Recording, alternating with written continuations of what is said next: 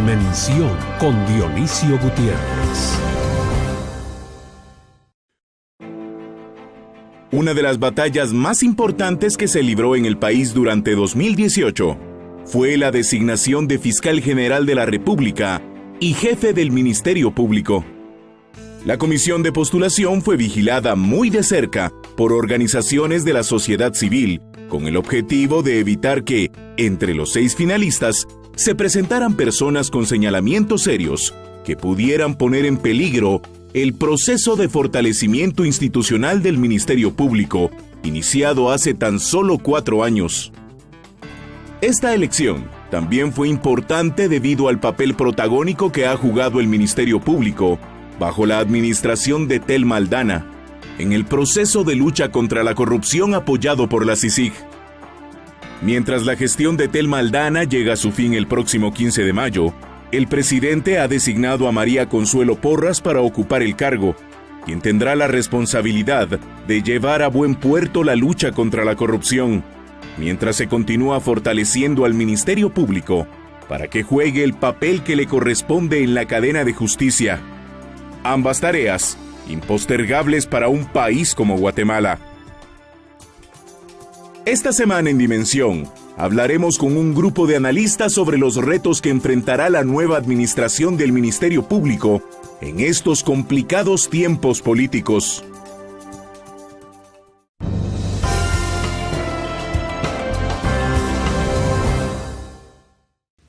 Buenas noches. Hoy queremos hablar sobre los retos del Ministerio Público. Esta semana vamos a tener una nueva fiscal general y queremos hablar sobre cuáles son los retos que va a enfrentar, qué desafíos tiene, qué cambios tiene que hacer. Y para ello tenemos a 4 invitados, abogados, expertos. En primer lugar, al licenciado Andy Yavaloa, analista jurídico de la Fundación Mirna Mac. El licenciado Omar Barrios Osorio, director del Centro de Estudios de Derecho. El licenciado Osvaldo Samayoa, analista del Centro de Estudios de Guatemala. Y el licenciado Edgar Ortiz, abogado y notario. Muchas gracias por estar en Dimensión esta noche para hablar sobre esta nueva era, si se le quiere llamar así, a la que entra el Ministerio Público después de 2 gestiones del Ministerio Público que sin duda alguna ha generado ciertos resultados y cierta polémica. Entonces queremos hablar a la luz de ese legado que tiene el Ministerio Público hoy en día sobre cuál es la perspectiva, la expectativa que se tiene de la nueva fiscal y qué es lo que debería de hacer, qué errores debería de corregir, si es que hubieron, qué mejoras. Licenciado, empezamos con usted. Bien, buenas noches. Creo que marcaste el punto vital, que es un Ministerio Público de 1994 a la toma de posesión de Claudia Paz y Paz. Y es otro Ministerio Público de Claudia Paz y Paz hasta la presente fecha. Esos cambios que hemos visto, que se han sustentado en poder contar, en el caso de Paz y Paz, con un equipo con una base doctrinaria para poder aportar políticas públicas en la persecución penal, permiten al Ministerio Público retomar una línea de dirección, como que ordenar la casa. Telma Aldana se vio beneficiada de ese orden que dejó Claudia Paz y Paz y logra darle cierto seguimiento.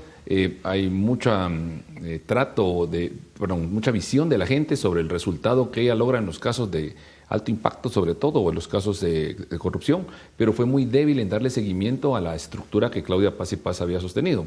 Entonces, bajo estas 2 premisas, tú vas a recibir ahora una tercera fiscal que va a toparse con esa estructura que está tambaleando en cuanto a lo que dejaron establecido en el periodo de Claudia Paz y Paz, y con una estructura de cierto éxito en la persecución penal de casos de alto impacto y de corrupción, pero que está con una exigencia social muy fuerte. Entonces, esa es la parte de aguas cabal para que va a recibir la doctora Porras, esa exigencia social que quiere ya resultados y que quiere un seguimiento a los logros que se han dado, y aparte le va a tocar corregir todo lo que se ha hecho mal también en esos 2 periodos.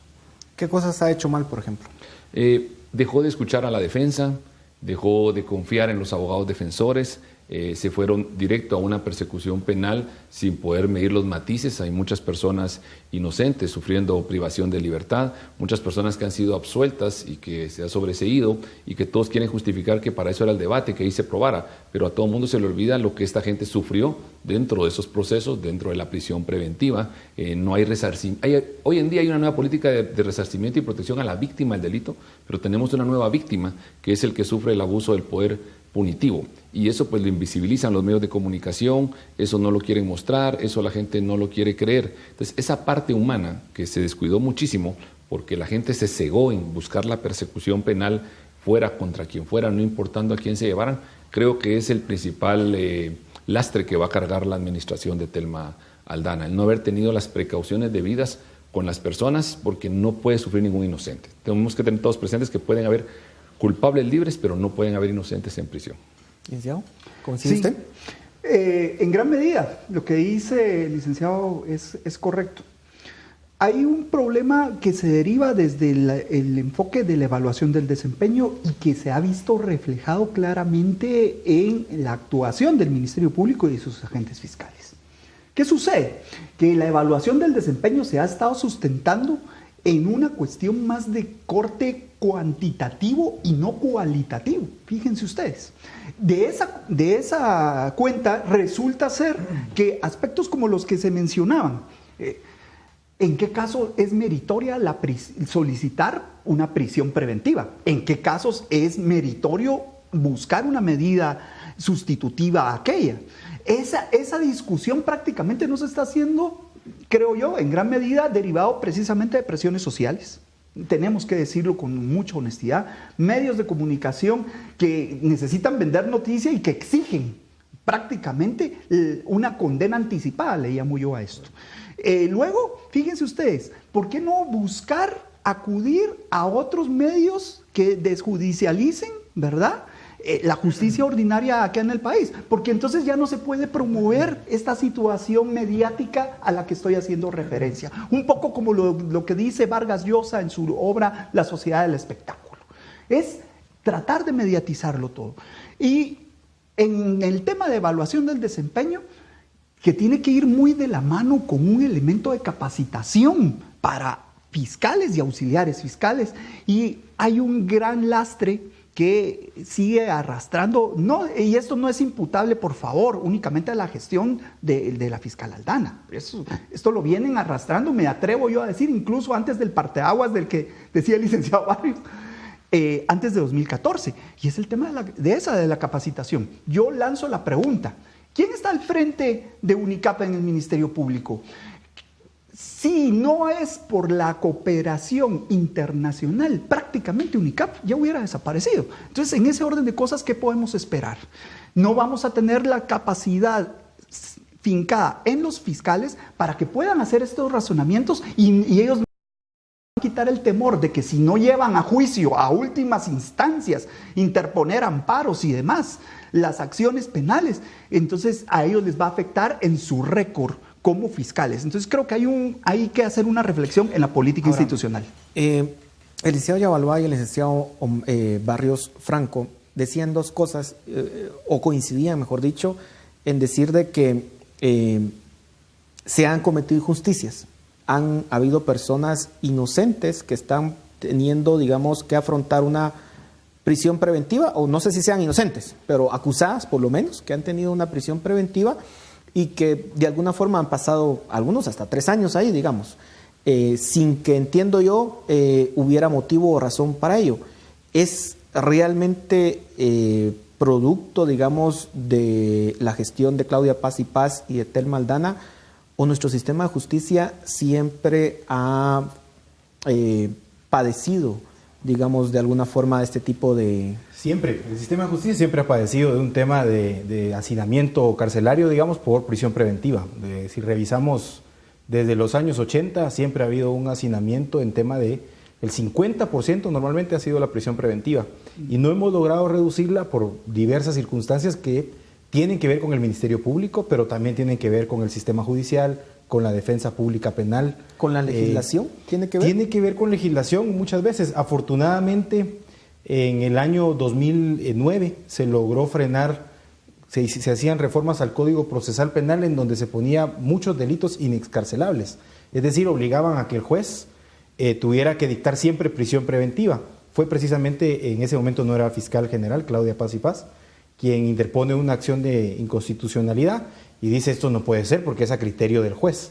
Entonces también tienen una parte en el Congreso en donde a veces quieren ponerle el tema de que a este delito el juez no le puede decir una medida distinta, ¿no? Eso precisamente son las presiones sociales a las que se ven sometidos muchas veces el sistema de justicia. A mí me parece que ahí tenemos una discusión que ha surgido ahora por los casos que se están llevando, que son más dados en hacinamiento en centros carcelarios donde hay más personas que han participado en la política o que han tenido alguna función específica. Se ha dado a luz la situación que se está viviendo y todos esos problemas que tiene el sistema de justicia en temas de prisión preventiva. ¿Qué parte le corresponde al Ministerio Público? Sería uno de los temas a ver aquí. Lo primero es que hay que profundizar en la utilización de mecanismos desjudicializadores, como bien lo decía Andy, y aquí viene un tema que hay que decirlo. El Ministerio Público actual tiene 12 acuerdos con comunidades indígenas en donde permite que ciertos casos puedan darle solución o salida porque el conflicto es menor, algo que se puede atender ahí en la comunidad. Esto es uno de los temas que hay que discutirlo. ¿En qué medida el Ministerio Público, ante la falta de cobertura territorial que tiene, le otorga mayor legitimidad a ciertas autoridades indígenas para ciertos casos? O sea, no podemos decir que sea para todo, pero hay ciertas circunstancias que suele llegar la gente a poner una denuncia y es algo que posiblemente en una conciliación se puede resolver. Nos quedan pocos minutos en este segmento. Licenciado Ortiz, hay más o menos de los 24,000 personas que están ahorita privadas de libertad, entiendo que la mitad están en proceso de juicio en prisión preventiva, más o menos 11,000, 12,000. Si es que el Ministerio Público decidiera aplicar una política distinta, ¿estaríamos hablando que los 11,000, según la legislación, deberían de salir o no? No, habría que hacer una revisión, digamos, más profunda de las medidas. Recuerden ustedes que el Código Procesal Penal establece claramente que la prisión preventiva se atiende a dos causas, ¿no? Una, el peligro de fuga, y la otra, el peligro de que se obstaculice la investigación. Entonces, lógicamente, habría que hacer una evaluación caso por caso, evaluar si hay peligro de fuga, peligro de obstaculizar la investigación, cuál es el impacto del delito que se le imputa a las personas, y toda esa evaluación llevaría un tiempo. Pero no solo sería una tarea del Ministerio Público, sino más bien de los jueces, ¿no? Porque los jueces son quienes en última instancia deciden si se da medida sustitutiva o se da prisión preventiva. Ahí es donde yo creo que hay consenso en la mesa, que también es un problema cultural y conceptual el que tenemos en Guatemala en nuestra concepción de la justicia.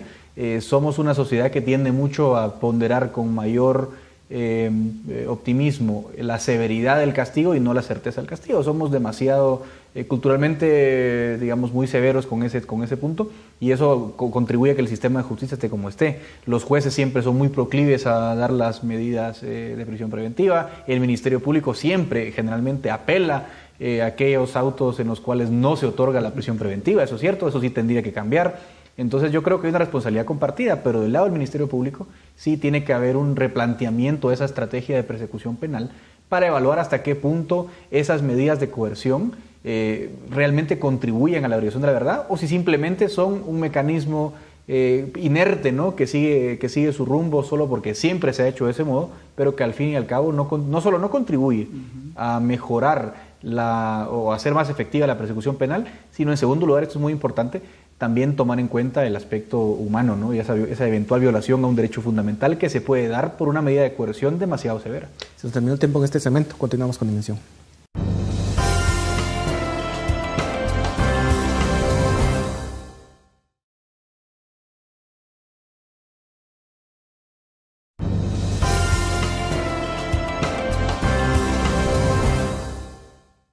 Continuamos en Dimensión hablando sobre los retos de la nueva fiscal general.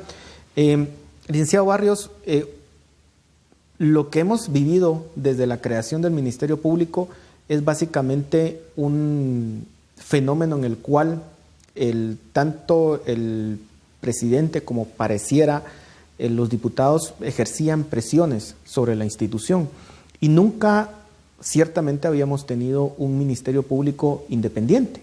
Siempre había estado plegado de alguna forma al poder político. Lo mismo se pueden hablar incluso del sistema de justicia. Históricamente en Guatemala, debido a nuestras historias de dictaduras, de regímenes tiranos, porque es lo que hemos vivido, nunca hemos tenido una justicia realmente independiente. Hoy, con esta nueva era del Ministerio Público, podemos afirmar que estamos dando pasos hacia esa independencia de la justicia. ¿Ese debería de ser, por ejemplo, uno de los puntos fundamentales de la nueva fiscal o no? ¿Cuál es su opinión? Bueno, primero confirmar lo que dices, o sea, no hemos tenido un Ministerio Público independiente, sea por las razones como se arma la estructura del gobierno, o sea por razones de control presupuestario, o sea por debilidades en los nombramientos de los fiscales, como te repito, ese parteaguas de Claudia Paz para atrás, ¿verdad? De hecho, nunca habíamos tenido fiscales que terminaran su periodo, ¿o sí? Bien, hemos tenido fiscales que han terminado su periodo, la mayoría ya en los últimos gobiernos los cortaban el periodo para hacer nuevos nombramientos, como el segundo periodo de Juan Luis Florido, por ejemplo, ¿verdad? Y que tuvimos un fiscal de carrera bueno también, como el licenciado Zárate, pero que no logró tener la fortaleza que tuvo Claudia Paz y Tel Maldana. Yo lo que sí quiero decirte es de que no ha obtenido independencia el Ministerio Público. Tal vez el Ministerio Público logró independizarse de ciertas estructuras que yo le llamo los enquistados, es decir, las estructuras de corrupción que se han manejado siempre en el Congreso, en el Ejecutivo, y que tenían injerencia dentro del Ministerio Público, hasta para nombramientos de auxiliares fiscales y de casos.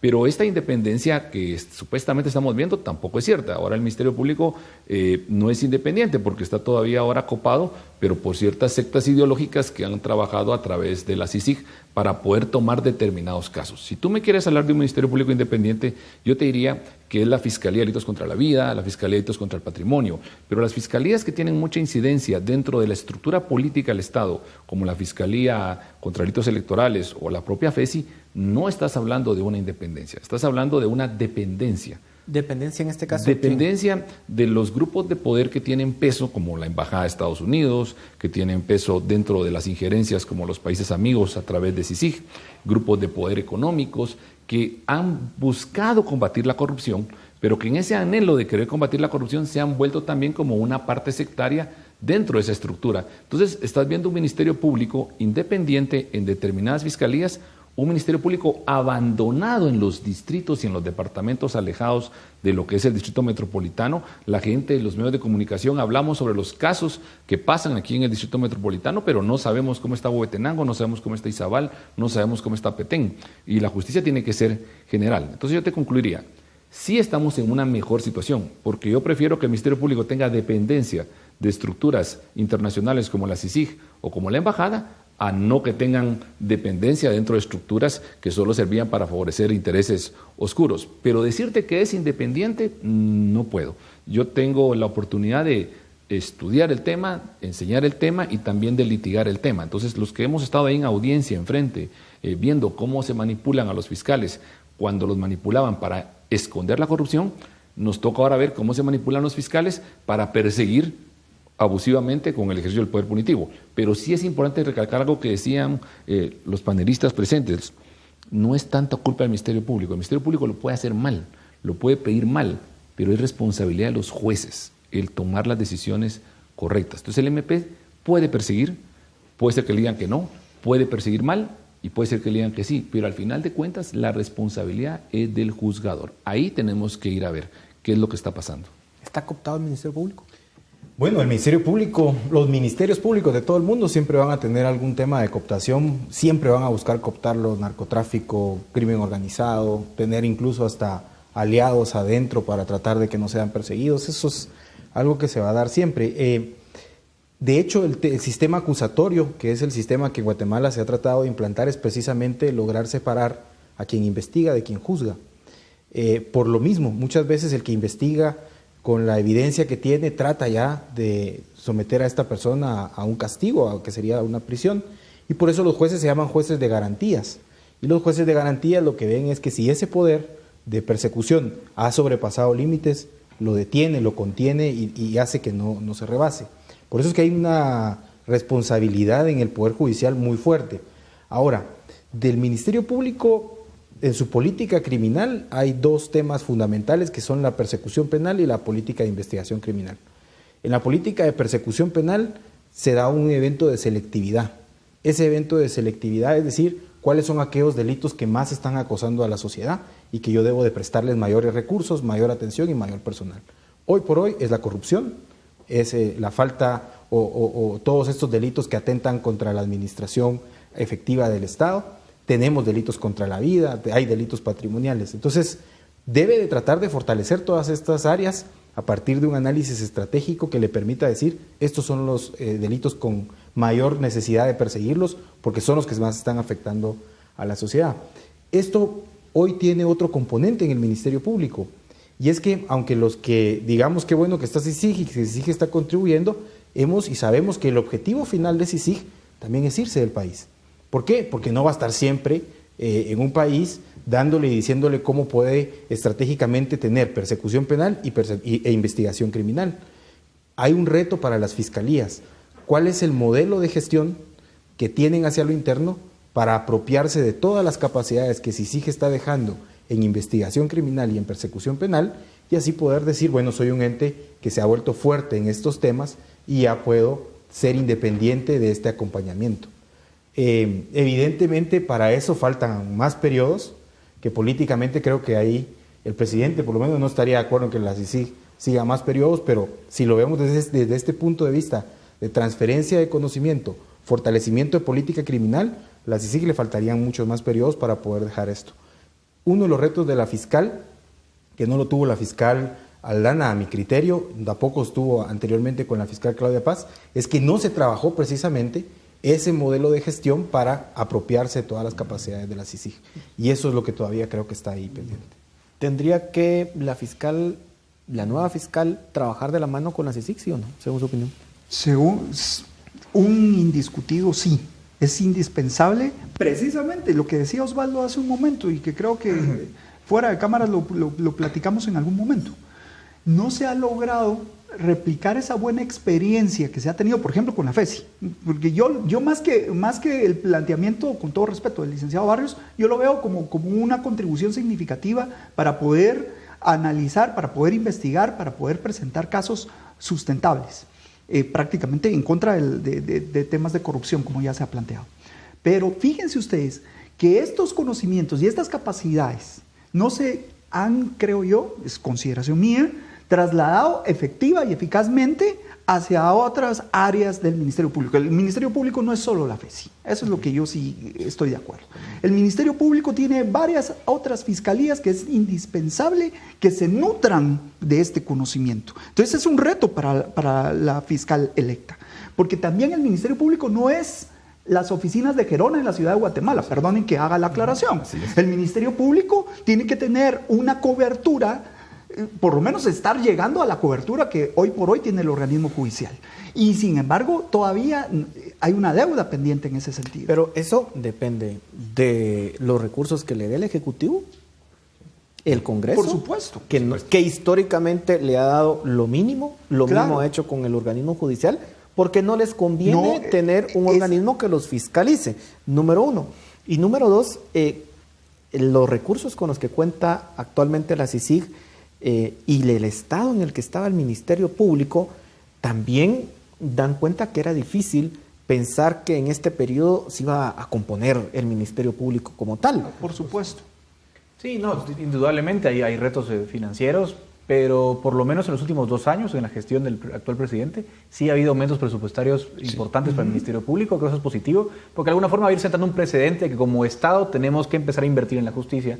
Y valdría la pena que se hiciera lo mismo con otras instancias como la propia policía, la propia Corte Suprema, bueno, el propio organismo judicial en general, la defensa pública penal, que es muy importante, que lo que tenemos en Guatemala también es un desfase, ¿no? Uno piensa que solo el Ministerio Público es el encargado de impartir justicia y es completamente equivocado, o sea, tiene que haber una reprensión que es la policía, tiene que haber un ente acusador que es el Ministerio Público, los que no puedan costearse una defensa necesitan un defensor de oficio y obviamente la cobertura judicial es importante, entonces obviamente son temas más complejos, pero sí creo que hay asignaturas pendientes, incluso en las fiscalías para las cuales hay presupuesto en cuanto al recurso humano. El recurso humano en muchas fiscalías de delitos comunes está muy mal capacitado.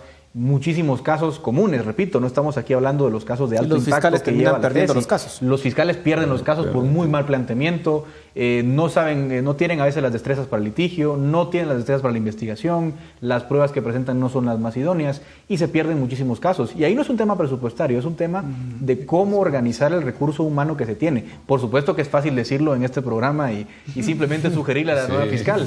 Obviamente llevar eso a la práctica es sumamente complicado, pero sí... Sobre todo cuando se vea una estructura como la que mencionaba el licenciado. Solo, perdón, se nos terminó el tiempo en este segmento. Iniciamos con usted, licenciado. Continuamos con la invención.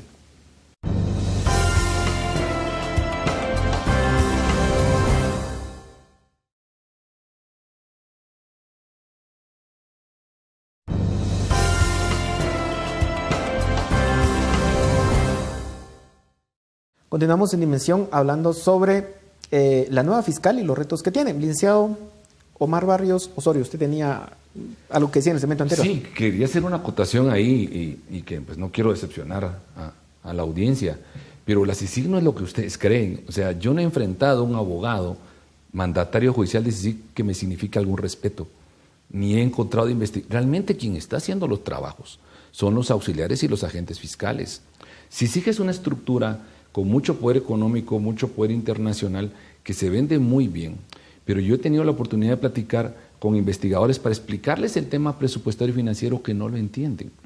Y yo te digo que he enfrentado jóvenes fiscales que lo hacen tambalear a uno con toda la experiencia que uno tiene de abogado, pero no he enfrentado a ningún abogado en CICIG que yo te diga, vale la pena que esta entidad internacional esté. Yo creo que esa transferencia de que se está llamando de capacidades es una transferencia más de recursos y de estructura. Y te puedo sostener eso con el análisis del caso de La Línea, con el análisis de los casos en que yo he estado, que son los fiscales y los investigadores guatemaltecos los que han hecho el trabajo. Ahora, ¿creería usted que estuviéramos en este punto en el cual estamos sin la CICIG? No, eso sí, definitivamente no. Por eso te digo, pero hay que tenerle su justa apreciación al recurso económico que ellos aportan, al peso político, al respeto que representan internacionalmente, que es como que le faltaba al Ministerio Público, como ese hermano mayor que te puede cubrir las espaldas a la hora de un problema. Tú tienes un agente fiscal que no goza de ninguna inmunidad, ninguna prerrogativa, y tienes un mandatario judicial de CICIG que goza de inmunidad de por vida internacional. Entonces, puede tomar riesgos que el agente fiscal no puede tomar, pero realmente en los casos en que yo he estado litigando y los que he analizado, es un trabajo del Ministerio Público en un 80%, pero que necesitamos ese apoyo económico, que necesitamos, como bien decía Osvaldo, que los recursos económicos que se logran trasladar por medio de CICIG hacia Réplica FESI y hacia lo que decía Andy, de replicar también todo ese éxito hacia otras áreas, eso es bien importante, yo no te lo voy a negar, porque no van a venir los entes internacionales fácilmente a darle $6 millones al Ministerio Público, prefieren darle a una entidad internacional que va a tener más delicadeza en el gasto que va a efectuar. Pero sí sería injusto decir que esto es un éxito de la CICIG. Yo te sigo sosteniendo que lo que estamos viendo es un 80% de éxito de esos guatemaltecos patojos, que les digo yo con mucho cariño, no por desprecio, porque son jóvenes los que están a cargo de lo que están viendo Guatemala Conquistas, reforzados si tú los quieres, pero no dirigidos. Yo quiero cuestionar algo de lo argumentado, siempre con mucho respeto, como es nuestra costumbre. Es calificar a una entidad por algunos elementos me parece que puede ser falaz, con mucho respeto lo digo. Eso va por ahí. Luego, yo sí quiero que dejemos claro un parteaguas que el mismo licenciado Barrios lo ha mencionado acá. Hay un antes y un después. Yo mismo cuestioné en algún momento, fíjense ustedes, ¿por qué la necesidad de crear una entidad internacional en contra de la impunidad en Guatemala? ¿Por qué no el Ministerio Público? Precisamente el licenciado Barrios lo decía hace un rato. El Ministerio Público, y Osvaldo lo ha confirmado en su alocución, seamos honestos. Usted pregunta, ¿el Ministerio Público estaba cooptado? Por supuesto. Si el ente encargado de dirigir la investigación criminal, el ente encargado de presentar casos ante la justicia en el organismo judicial, estaba redireccionado por ciertos grupos, ¿verdad? Era indispensable acudir a algo distinto para fortalecer esa actividad. Y claro, coincido en que el trabajo que hacen muchos de los fiscales y auxiliares fiscales es tesonero y con mucha capacidad, pero también no tapemos el sol con un dedo. Si no hubiese existido, e insisto, si hoy por hoy no sigue CICIG en el camino, no sé si esto va a poder tener una continuidad. Me atrevo yo a tener ese temor y a expresarlo públicamente. Sí. Gracias. Sí tiene razón. No, sin duda. Yo creo que también hay dos temas ahí, ¿no? Porque yo creo que el licenciado Barrios tiene más experiencia en el litigio. Una cosa es la CICIG como litigante, que yo sinceramente no conozco, no soy penalista. Y tal vez hay una labor de CICIG que es un poco menos visible, que es la capacitación en algunos temas. Por ejemplo, escuchas, ¿no? En temas de escuchas telefónicas, por ejemplo, sí hubo una clara transferencia de capacidades de CICIG hacia el Ministerio Público, concretamente hacia la FESI, ¿no? Que fue la que comenzó esa implementación. Creo que ahí hay algunos temas interesantes. Lo que sí es cierto es que probablemente no ha existido una completa transferencia de capacidades integral a todo el Ministerio Público de la que uno puede hablar como tal. Es decir, si sigue ha sido muy exitosa en dar ese espaldarazo al Ministerio Público, primero para ir expulsando esas fuerzas, digamos, esos poderes paralelos que estaban cooptando el Ministerio Público, ha sido muy importante en dar ese espaldarazo para que el Ministerio Público tenga digamos, un soporte, un respaldo a la hora de enfrentar gente muy poderosa. Recordemos que tenemos expresidentes, vicepresidentes, ministros, exdiputados en prisión. Sin duda alguna ha sido lo más importante. Quizás si uno puede hacer una crítica constructiva a CICIG, en la que yo podría estar parcialmente de acuerdo con el licenciado Barrios, es que quizás esa transferencia de capacidades de la que se habla en el mandato de CICIG no ha sido completa, tal vez no ha sido suficiente para capacitar al Ministerio Público como institución. Entonces sí se puede plantear uno, bueno, cómo trabajar esa parte del mandato de CICIG que también exige que no solo se fortalezca la FESI, por ejemplo, que se fortalezcan otras fiscalías, que se fortalezcan capacidades en otras instancias, que sin duda alguna son muy importantes para el mandato que la propia CICIG ha tenido en nuestro país.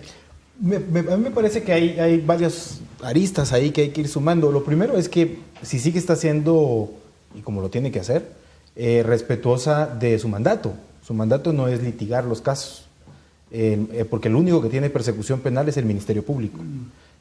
Lo que CICIG tiene que hacer es acompañar esa persecución para poder de forma efectiva... Pero si se pone como creyente. Sí, puede participar como creyente, que eso fue algo que queda en el mandato después, pero quien debe de presentar la acción es el Ministerio Público, quien debe de denunciar, quien debe de investigar es el Ministerio Público. Lo que tiene que hacer es acompañarlo para garantizar investigación efectiva, investigación criminal de alto nivel, técnica, utilizando todo lo que conocemos hoy como escuchas telefónicas, agentes encubiertos, todos estos sistemas de métodos especiales de investigación que lo traen personas formadas en otros países. Ahí hay un punto, cómo formamos a nuestros fiscales en la UNICAP para tener todas estas capacidades y les damos garantía de carrera adentro, porque de nada nos serviría que obtengan todos estos conocimientos en la UNICAP y después van a trabajar en una empresa de seguridad privada, cuando lo que queremos es que sean efectivos en la institución estatal. Entonces, ese es otro, son temas que tenemos que ir observando. Y ahí me parece que hay un punto estratégico, el punto estratégico en cuanto a poder respaldar a lo que la fiscal necesita, y es lo que decía el acuerdo cuando Guatemala le solicita a Naciones Unidas la creación de CICIG. No tengo capacidad, si vimos la carta, no tengo capacidad de desbaratar los cuerpos ilegales y clandestinos surgidos durante el conflicto armado. Están enquistados en el Estado y tienen cooptado y tienen la capacidad de amenazar a quien esté ejerciendo cualquier investigación en contra de ellos. Entonces la CICIG viene, se instala, sí tiene esa independencia, ese respaldo de Naciones Unidas, y le dice a la CICIG, al Ministerio Público, bueno, está este caso, le ayudamos en la investigación, ahora llévelo. Porque al final... ellos, como les digo, el objetivo de CICIG es irse del país en algún momento, dejando todo esto instalado. ¿Cuál es el problema ahorita? El problema ahorita es que la crisis es, uno, la sociedad tenemos desconfianza de quienes puedan ocupar los puestos claves porque no sabemos, estamos acostumbrados a saber que hay amiguismos y compadrazgos y que en base a eso se ha realizado gestión en Guatemala. Entonces nos da miedo y decimos, ¿a quién van a poner?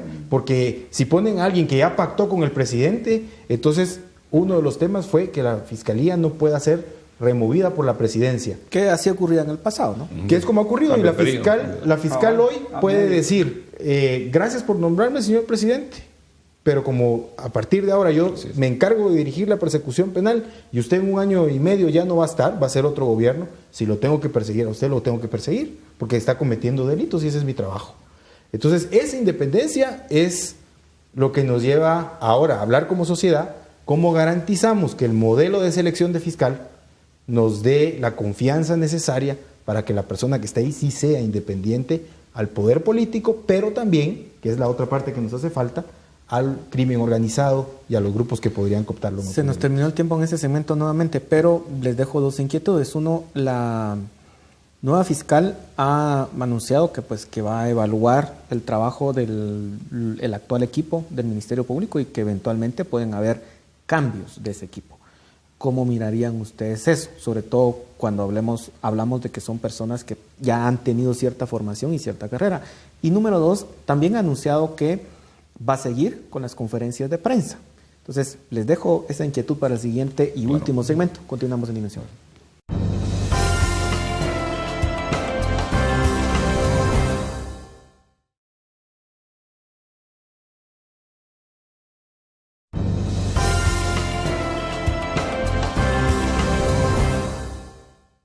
Llegamos al último segmento del programa de esta noche y yo les dejé dos inquietudes en el segmento anterior. Uno, los posibles cambios que puedan existir dentro del equipo del Ministerio Público y el anuncio de que van a seguir las conferencias de prensa. Empecemos con usted. ¿Qué está usted? Bueno, digamos, todo cambio es normal en cualquier cambio de gestión. Aquí lo importante es evaluar objetivamente el rendimiento que tiene cada uno de estos elementos, de este recurso humano en sus diferentes áreas. No obstante, no por eso puedo limitar a una persona que siga creciendo institucionalmente, como es el caso del fiscal contra la impunidad, Juan Francisco Sandoval, que él pues ahora está en la Fiscalía Metropolitana y eso para él significa un ascenso, él lo decía públicamente. Y incluso él se está perfilando para en unos años poder ser un postulado a fiscal general porque lleva 15 años ya en el Ministerio Público y es de carrera. Entonces tiene que seguir creciendo. Lo que hay que pedir y lo que hay que decirle a la fiscal es que necesitamos a alguien que también nos dé garantías de que pueda ser una persona que realice su trabajo de forma objetiva, que evalúe caso por caso conforme los indicios que realmente tiene, que los niveles de participación sepa medirlos, en el sentido de quiénes pueden obstaculizar o no un proceso y puedo pedirles a estos prisión preventiva, para eso necesito medidas sustitutivas. Es decir, que tenga una dirección adecuada de caso por caso, que no es cosa sencilla tampoco, pero que es lo que esperaríamos con la experiencia que tienen y con el estudio que han acumulado. Eso me parece que es algo que va a suceder. A mí me preocupa más no los cambios, sino la calidad de las personas que van a estar en las secretarías. No conozco hasta ahora quiénes van a estar, pero me parece que quienes ocupen estas secretarías sí tienen que ser personas muy profesionales en entender que esto es política criminal, que el Ministerio Público tiene un abordaje ahora que no solamente es acusar, es también acompañar a la víctima en muchos de los temas. Ese acompañamiento victimológico, a veces los ministerios públicos los dejan por afuera, pero la política criminal se ha empleado ahí. Y que tienen que ser 100% certeros en las estrategias de investigación y de persecución penal. Eso requiere otras habilidades, digamos, también de tino político y estratégico, y no solamente de cuestiones de caso por caso. Ahí creo que ella tiene que darle mucha certeza a la institución, que le va a permitir al final también tener un respaldo social amplio. Licenciado. Bueno, lo que sucede aquí es que no debemos olvidar que la doctora Aldana y la doctora Porras ejercen dos jefaturas, o sea, son las fiscales generales de la República, pero también son jefa del Ministerio Público. Entonces tienen a su cargo toda la parte administrativa y laboral. Tenemos una entidad donde al superior jerárquico le dejaron demasiada carga. Imagínense, tienen la labor fiscal, la persecución penal, el estricto cumplimiento de la ley, tiene a su cargo toda la parte de cotizaciones, licitaciones, las adquisiciones, la contratación, saturación. Por eso Osvaldo tiene razón, sus secretarios son fundamentales realmente para esa delegación de funciones y la asesoría que necesita. Y después considerar bien los fiscales en la nueva estructuración que se hizo, regionales y los fiscales distritales, son vitales, porque un agente fiscal y un auxiliar fiscal va a responder siempre a la línea de trabajo que está viendo. Estoy viendo un fiscal distrital mío que está 8:05 de la mañana y que se queda hasta el final y que no se deja doblar por nadie, que lo llegan a presionar y él va con la independencia, entonces yo auxiliar fiscal y agente fiscal voy atrás. Pero me mandan un agente fiscal que llega a las 10 de la mañana, que no hace su trabajo, que no dirige a su equipo, entonces eso se va contagiando. Entonces es vital realmente que las cabezas que vayan nombrando, como este caso de Sandoval, yo conozco que hay muchas críticas en contra de él. Mi experiencia con él es muy buena porque hubo un caso, unos primeros casos que tuve contra el Ministerio Público así como abogado defensor, se tardó como 6 años en resolverlo, 7 años, y él fue el único que tuvo el valor de decir, vengan abogados, aquí se equivocaron los anteriores, estoy de acuerdo en que tramitemos un sobreseimiento. Entonces tiene la visión de poder saber en dónde hay errores para corregirlos, aunque no sean su responsabilidad, y en dónde puede conducir. Entonces considero que lo que hay que ver, en especial en el caso de FESI, es quién se va a quedar a cargo de FESI. Sería bueno que sea alguno de los que ya está ahí, que sigan ascendiendo, que se van ganando su prestigio en base al litigio. Sería preocupante que llegara alguien completamente ajeno al Ministerio Público. Sí, porque FESI se ha convertido realmente en un, podemos decirle, como guía para todas las demás fiscalías. Con todo y el celo y el reclamo que podamos tener los litigantes o los mismos trabajadores de ahí, pues han denotado bastante estigma de trabajo, pero hay que replicarlo, no todo, porque si replican los errores, entonces vamos a arruinar al Ministerio Público. Pero, por ejemplo, las ruedas de prensa que tú preguntabas, ojo, yo siento que es correcto informar a la población de las decisiones que el Ministerio Público ha tomado en cuanto a casos de trascendencia, pero tiene que ser después de que el sujeto esté procesado. No se le puede exhibir en ruedas de prensa con su imagen o todo si se le está aprendiendo en ese momento. Se hace de esa forma, es un grave error hacerlo así, creo que más por todo por mediatizar a la sociedad, conseguir un apoyo político o inducir a los jueces para que sientan los jueces la presión de resolver como el MP lo está haciendo. Tiene que ser al revés. Primero se lleva al sujeto ante juez competente, se le dan sus garantías, se le procesa y entonces el Ministerio Público ya puede explicarlo. Pero sería bueno que también invitaran a la defensa a esa rueda de prensa para que no solo escuchemos, por un lado, al Ministerio Público y a la CICIG, o en su caso, podamos escuchar a la defensa pública como ente estatal también, para que se dé esa igualdad y ese equilibrio en el sistema acusatorio moderno que Ortiz, ¿coincide usted? Sí, hay un tema ahí de garantías, porque teóricamente no se puede exhibir a los medios según la Constitución hasta que no haya primera declaración. Yo creo que eso es un tema que hay que cuidar, pero también hay que cuidar, también hay que entender que hay dos derechos en coalición, ¿no? Porque la presunción de inocencia, por un lado, es un derecho fundamental, pero por el otro lado, el derecho a la información que tienen todos los ciudadanos también es muy importante. Y en ciertos casos es muy relevante que la autoridad pueda informar a la población acerca de una investigación y que oportunamente utilice los medios que están a su alcance. Hay varias sentencias de la Corte Interamericana de Derechos Humanos al respecto, pero la mayoría de ellas dicen, miren, se puede dar a conocer una investigación sin ningún problema, siempre y cuando no se condicione al juez, por ejemplo, a resolver de tal o cual manera, pero la mera exhibición, la mera presentación de información no es un problema.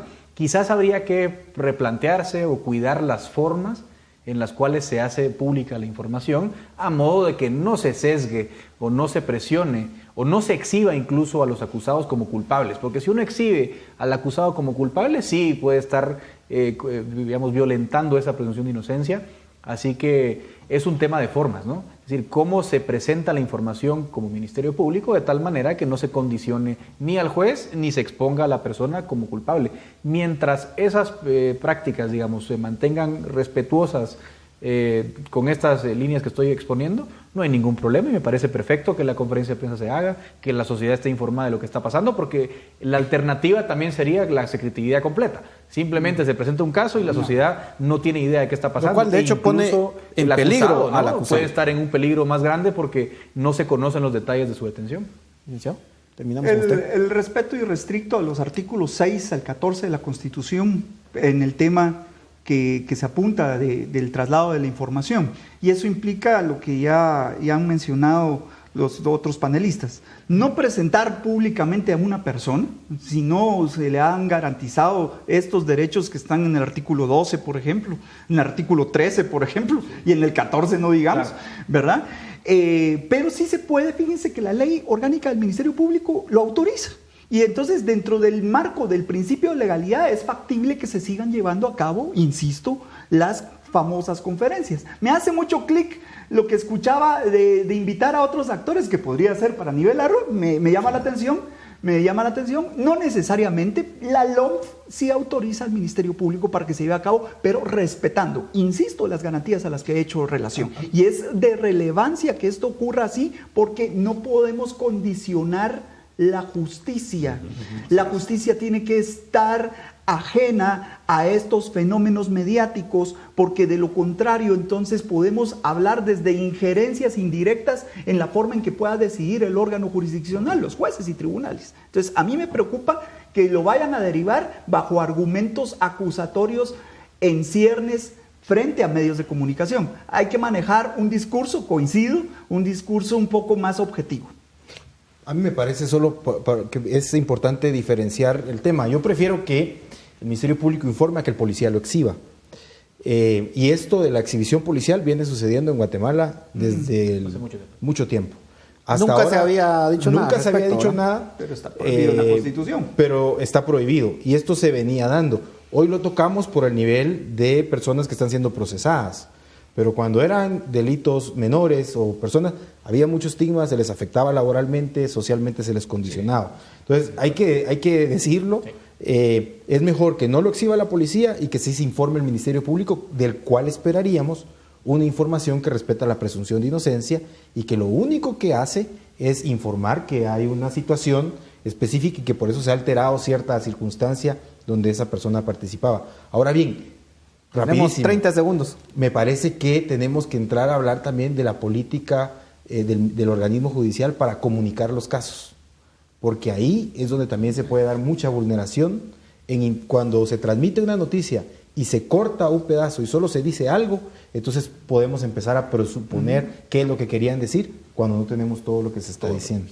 Y ahí hay necesidad de eso. Lo cierto es que el futuro de Guatemala en el corto plazo y tal vez en el mediano plazo depende mucho de que esta fiscal continúe con el proceso que ha venido gestándose en el país para que se sigan derrumbando todos esos poderes que tenían cooptado el sistema de justicia y que podamos tener pues esperanza de un país mejor, digamos, por supuesto haciendo las correcciones y evaluando, digamos, lo que se hizo mal en el pasado, pero tenemos que seguir adelante porque si no, pues el futuro también del país no se pintaría muy bien si la fiscal general, la nueva fiscal general no sigue con este proceso. Muchísimas gracias por sus opiniones, creo que son muy valiosas y ojalá pues tenga mucho éxito por el bien de nosotros los guatemaltecos.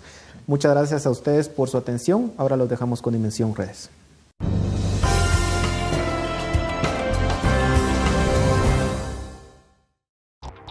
Preguntamos a nuestros amigos por redes sociales, ¿cuáles son los retos más grandes de la nueva fiscal general?